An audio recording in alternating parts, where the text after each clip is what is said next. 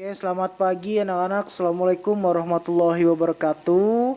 Kembali lagi bersama Bapak dalam pembelajaran matematika. Hari ini Bapak akan kembali membahas materi tentang pengolahan data, tentang penyajian data atau statistika. Di sini Bapak akan membahas soal yang kemarin anak-anak sudah kerjakan pada hari Jumat. Bapak masih lihat ada beberapa kesalahan dalam mengerjakan soalnya.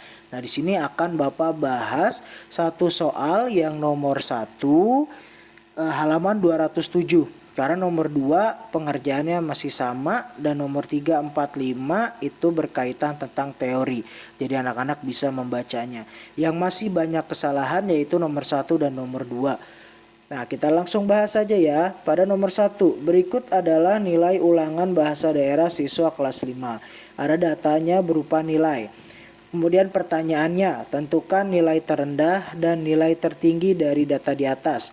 Berapa siswa yang nilainya di bawah 70, berapa siswa yang nilainya di atas 80, dan yang terakhir adalah berapa banyak siswa yang mendapatkan nilai 75. Oke, kita langsung bahas yang soal yang A. Tentukan nilai terendah dan nilai tertinggi dari data tersebut. Kita lihat di sini pada soal hanya meminta nilai terendah dan nilai tertinggi saja. Artinya anak-anak jangan mengurutkan. Anak-anak jangan mengurutkan nilai yang paling tinggi sampai nilai paling rendah.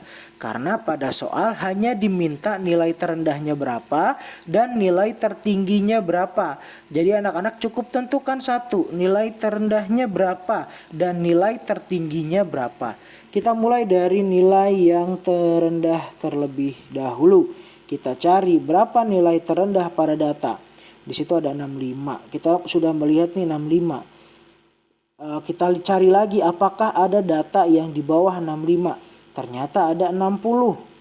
Kita cari lagi atau adakah data yang di bawah 60. Kita cari dan ternyata tidak ada. Artinya nilai terendah dari data ulangan siswa tersebut adalah 60. Nilai terendahnya 60. Bagaimana dengan nilai tertingginya? Nilai tertingginya kita cari lagi. Di sini kita lihat paling tinggi kelihatannya 90 ya. Ya, ini kita lihat datanya paling tinggi kelihatannya 90. Kita cari lagi untuk membuktikan adakah data yang di atas 90. Ternyata setelah dicari datanya paling tinggi yaitu 90. Jadi kita tulis di sini nilai tertingginya adalah 90. Itu untuk nilai tertinggi. Jadi ketika ada soal yang menanyakan tentukan nilai terendah dan nilai tertinggi dari data di atas, maka jawabannya hanya dua. Satu untuk nilai terendah dan satu untuk nilai tertinggi. Jadi anak-anak jangan diurutkan kembali datanya karena pada soal tidak diminta untuk mengurutkan. Nanti ada pula soal yang meminta untuk mengurutkan. Baru anak-anak urutkan dari nilai terendah sampai nilai tertinggi. Oke. Terus kita lanjut ke contoh yang kedua, yang B. Berapa siswa yang nilainya di bawah 70? Nah, di sini juga anak-anak ada yang masih bingung. Pak, nilai 70-nya dihitung nggak? Nah, karena pada soal diminta adalah nilai di bawah 70, maka nilai 70-nya itu tidak usah dihitung. Jadi kita cari nilai-nilai yang di bawah 70. Sekarang kita hitung. Sini ada 65. 65 sudah jelas di bawah 70 ya. 1, 2. Kemudian di sini tidak ada. Ini 70 tidak kita hitung karena yang diminta adalah di bawah 70. Di sini tidak ada. Di sini juga tidak ada. Di sini tidak ada. Dan di sini tidak ada. Kesimpulannya berarti berapa siswa yang nilainya di bawah 70? Hanya ada 2 siswa. Tulis saja di sini 2 siswa. Diingat nilai 70-nya tidak ikut termasuk karena yang diminta adalah di bawah 70. Jadi hanya ada 2 siswa. Kemudian yang ketiga atau yang C, berapa siswa yang nilainya di atas 80? Sama dengan soal yang tadi, maka 80-nya tidak kita hitung, tapi kita cari yang di atas 80. Kita cari. Ini masih 80. Nah, ini ketemu 1, ada 2, 3, 4, 5, 6, 7, 8, 9. Ada lagi 10, 11, 12, 13. Berarti yang di atas 80 ada 13 siswa. Terus ada lagi, berapa banyak siswa yang mendapat nilai 75? Nah, mendapat nilai 75 kita cari. Berapa nih 75? 1, 2. Ada lagi 3, 4, 5. Ada 5 siswa. Seperti itu anak-anak untuk mengerjakan data pada tabel berikut. Ya, jadi Bapak ulangi, ketika ada soal tentukan nilai terendah dan nilai tertinggi dari data di atas, maka cari yang terendah dan tertingginya saja. Tidak perlu diurutkan dari nilai yang tertinggi sampai nilai dari nilai terendah sampai nilai tertinggi. Jadi tidak perlu diurutkan karena yang diminta hanya menentukan nilai terendah dan nilai tertinggi. Terus kalau ada soal di bawah 70 berarti 70-nya tidak termasuk.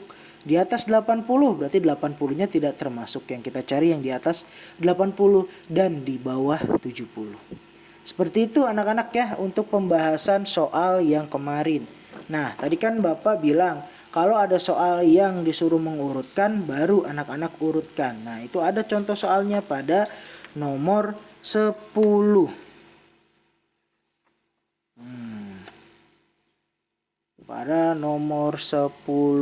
Nah, di sini yang soal A. Urutkan data di atas dari nilai yang terkecil. Nah, berarti anak-anak disuruh mengurutkan, dicari data ini soal yang paling kecil yang mana.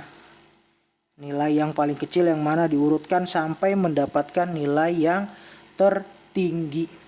Gitu. Terus kalian saja ya, Bapak bahas nih. Berapakah nilai tertinggi? Berarti anak-anak harus cari data ini. Berapa nilai tertingginya? Nilai terendahnya juga sama. Terus di sini ada soal kriteria ketuntasan minimal KKM untuk pelajaran bahasa Indonesia 75. Berapa siswa yang tidak tuntas? Arti kata tidak tuntas berarti kan untuk siswa yang mendapatkan nilai di bawah 75. Anak-anak tinggal cari nilainya berapa. Oke.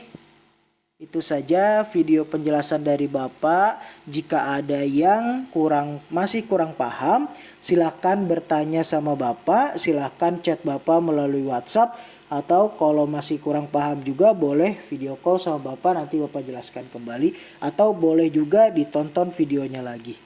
Untuk tugas matematika hari ini, silahkan anak-anak kerjakan halaman 208. Kalau kemarin 1 sampai 5, sekarang kerjakan nomor 6 sampai dengan 10. Oke? Ya, Bapak ulangi tugas hari ini, silahkan kerjakan halaman 208 nomor 6-nya dia ada 207 ya. Nomor 6 sampai 10. Berarti tugasnya 207 sampai 208, nomor 6 sampai dengan nomor 10. Oke, itu saja tugas dari Bapak. Semoga anak-anak tetap semangat dalam pembelajaran online kali ini. Tetap juga jaga kesehatan, tetap patuhi protokol kesehatan yang berlaku, tetap menggunakan masker jika keluar, sering-sering cuci tangan, jauhi keramaian, tetap jaga jarak, dan patuhi protokol kesehatan.